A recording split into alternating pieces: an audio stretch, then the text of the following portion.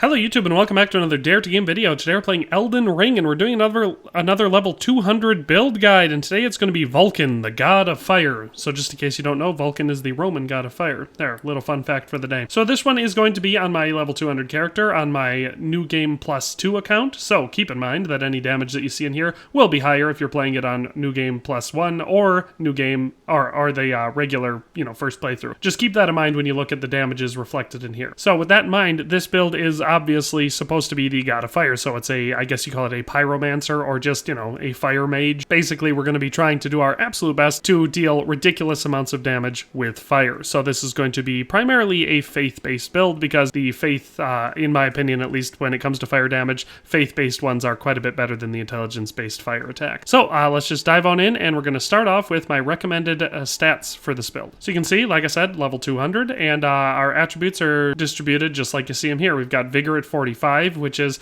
kind of my baseline for trying to make sure I have enough health. If you can do better than 45, I always recommend it, but otherwise 45 is pretty dang good. Mind at 24, just because we are going to be casting, so we do need a little bit of FP at least. Endurance at 25, just so we can wear the nice heavy armor that we've got on. Otherwise, you could do it a bit lower and maybe put in the Great Jar's Arsenal instead of one of the talismans I've got here, but I like to put it at 25 so I have free talisman range. Strength at 55, because some of our weapons are going to scale with strength, and so obviously we're going to want to have as much in there as we can. Same goes for dexterity, that's why we have it at 40. Intelligence at 10, because this is not an intelligence-based build. None of the stuff we're using requires any sort of intelligence at all, so we're going to leave that down low. And then all of our points go into faith, so we've got that up at 70. If you're trying to recreate this build on a lower level, your primary focus should be intelligence. You have to get that, your primary focus should be faith. You got to get that nice and high. Then your next two most important ones are going to be your strength and dexterity, because our weapons are going to scale with them and we want to be able to deal damage with them as well. Mind and endurance, you need some points in. Like I said, you can change things so you don't need to put as many into endurance, just so you can, you swap out the talisman for the Great Jar's talisman, and that'll give you a higher equipment load and you'll still be able to medium roll, or you can keep it lower and just have less armor on. That's going to be up to you. Mind also, that's a little flexible because maybe you just pop more cerulean tears. It's up to you. The most important ones are going to be faith, strength, and dexterity though, and then secondary being vigor. So that is how I lay out the stats for a level 200 build on this. As far as our equipment, you can see most of it here. We have our two primary weapons are going to be the giant seal and the jellyfish shield. Of course, if you have two giant seals, that would also work, because basically we just want the jellyfish shield for the contagious fury special attack, which gives us that plus 20% damage. Whereas with the giant seal, you also get a plus 20% damage for Giantsflame incantations. So if you have two of them and you have them equipped, you will get that boost all the time. So obviously that's the better option. I don't have two of them, which is why I'm using the jellyfish shield for that 20%. But the problem with that is, like I said, you have to have contagious fury active to get that 20%, whereas if you have two giant seals, it's just a static boost. So that's obviously the better option. Then, so those are our primary ones, and for the attributes required on the giant seal, it's strength of 4, faith of 14. Scaling is D for strength, so it does scale with strength, but the faith has an S rating, so that's going to be our most important thing. And like I said, it boosts Giantsflame incantations, which is why we're using this specific seal, because the spells we're using are Giantsflame spells. So that is our primary weapon, and then our secondary for this is going to be the jellyfish shield, strength of 20 requirement there, and dexterity of 14, and it will scale at a B rating for strength. But like I said, we really only have it for contagious fury. That's all that matters with the shield. Then we do have secondary, so backup weapons, and that is going to be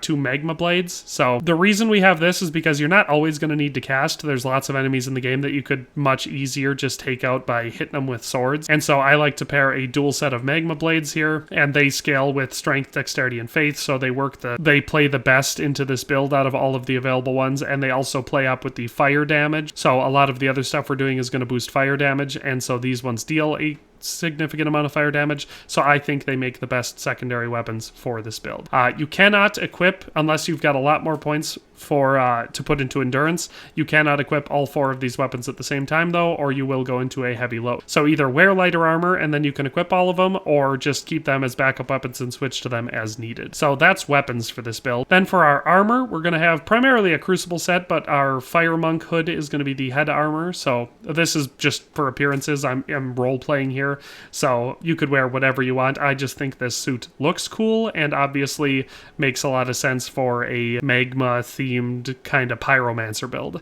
So I have the Fire Monk's Hood, the Crucible Tree Armor, and then the Crucible Gauntlets and Crucible Greaves. So like I said, I just think it looks really cool. You can wear whatever you want. Then for our talismans, we're going to start off with the Phlox Canvas Talisman, which greatly raises the potency of incantations. Since this is a casting incantation build, it makes sense that we're going to use the best talisman for boosting the power of incantations, which is the Phlox Canvas Talisman. And you can get this for doing the Millicent questline way at the end. You'll get it from the initial guy. Either he'll be sitting there dead and you can grab it, or you can just kill him and grab it. So that's how you get that talisman. Then we're going to want the Moon of Noxtella, or at least I do, because it increases your memory slots. I didn't want to waste any points on intelligence, but I needed at least 4 slots for these the incantations that I use for this build, and so that's why I use the Moon of Noxtella. If you just put a couple more points into your intelligence, you'll have enough memory slots to do it, and then you could put something else here. But personally, I think it's better to just put in the talisman so I'm not wasting any of my points and I can put them elsewhere where I need them more. So that's why I have the Moon of Noxtella in here. Then, of course, the Godfrey icon, which enhances charged spells and skills. Our 2 main attacks are going to be charged spells on this.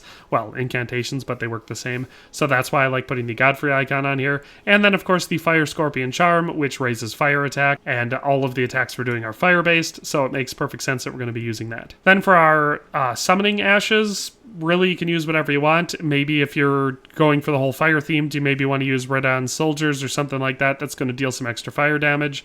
But for me, the Mimic tier is going to make the most sense, just because with any specialized build, the Mimic tier is almost always the best, because now you've got 2 of those specialized builds going on. For our Wondrous Physic, we're going to have the Flame Shrouding Crack tier, which is going to boost our fire attacks, so we're going to get another boost to fire damage. And the Cerulean Hidden tier, which is going to eliminate all FP consumption.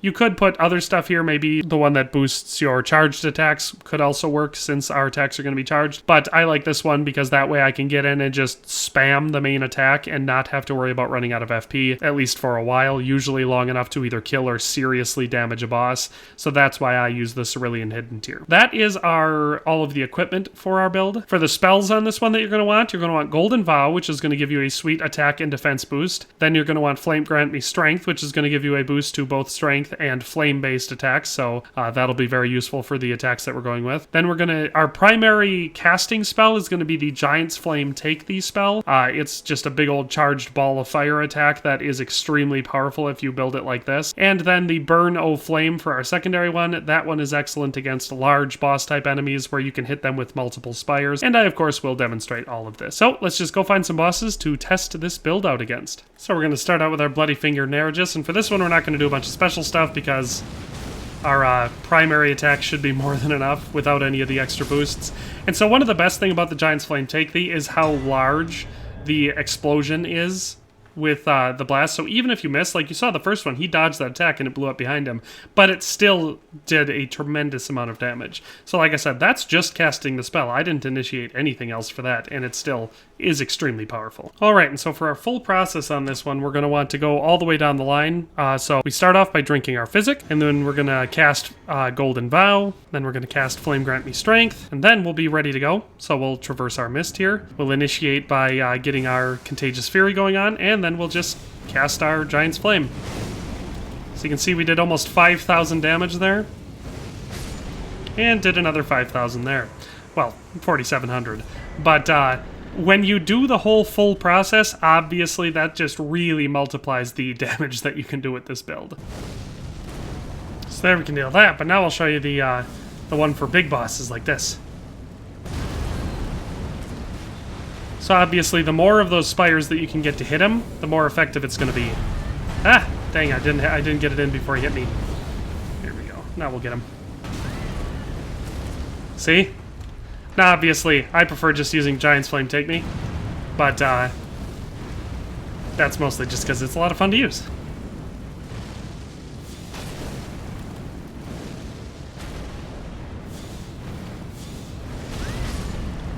Got him.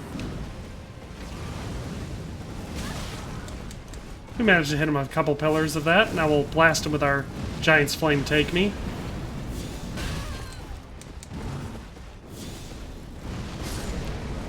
We've taken out one of the tree sentinels. The other one seems to be down there, so we're just gonna quick pop our tonics again, get our Contagious Fury going again, and then we'll take this one out. Well dodged, buddy. On the bright side, this build also works on horseback, so a lot of casting builds don't work very well on horseback, but this one does. So when you need to be just a little bit more mobile because you're fighting a stupidly fast enemy that has incredible reach, you can actually go on horseback and play with this build equally well. So that is my Vulcan God of Fire build. If you want to be a pyromancer, you want to be really effective and cast just remarkably damaging fire blasts, then this is the best build that I've tried so far. So that's all for today. Hope you enjoyed it, but we'll see you next time. Thanks for watching another Dare to Game video. If you liked this video, please leave a like and a comment. If you haven't already, be sure to subscribe to the channel. If you like my content and would like to support this channel, consider becoming a member today for as little as $1.99 a month. It makes a huge difference. But in any case, thanks for watching and have a nice day. I'll see you next time.